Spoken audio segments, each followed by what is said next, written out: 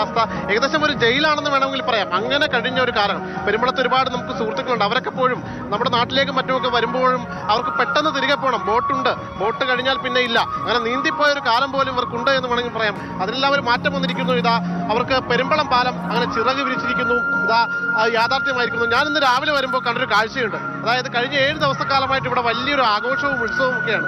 അപ്പൊ ഞാൻ വരുമ്പോൾ ഒരു കൊച്ചു മിടുക്കി ഇവിടെ നിന്ന് അനൗൺസ്മെന്റ് ചെയ്യുകയാണ്. ആ മിടുക്കി നമ്മോടൊപ്പം ഉണ്ട്. എന്താ മോളുടെ പേര്? കൃഷ്ണേന്ദു. ഇവിടെ രാവിലെ അനൗൺസ്മെന്റ് ചെയ്യണമല്ലോ. അത് ഞങ്ങളുടെ ഇവിടെ മാരത്തോൺ നടത്തിയിരുന്നു ലഹരിക്കെതിരെ. അപ്പൊ അതിനൊരു അനൗൺസ്മെന്റ് ചെയ്തതാണ്. ആണോ? ഈ പാലം ഇങ്ങനെ പ്രതീക്ഷിച്ചിരുന്നോ മോള്? പാലം പ്രതീക്ഷയില്ല. ഞങ്ങള് അധികം ബുദ്ധിമുട്ട് അനുഭവിച്ചില്ല. ഞങ്ങളുടെ അച്ഛനും അമ്മയും അമ്മൂമ്മയും അപ്പൂപ്പനൊക്കെ അനുഭവിച്ച കാര്യമായിട്ട് പറഞ്ഞിട്ടുണ്ട്. അപ്പൊ അത് ഞാൻ മത്സരത്തിനൊക്കെ പോകുമ്പോൾ ബോട്ടൊക്കെ കിട്ടാതെ വന്നിട്ടുണ്ട്.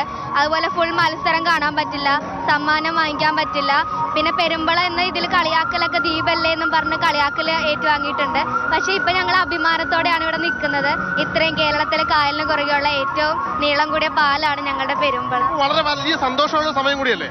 ഒരു പാട്ട് പാടിയാലോ? ഒരു സന്തോഷകരമായ ഒരു പാട്ട്. ഞാനൊരു കവിത പാടാം. ചിതറിത്തെറിക്കുന്ന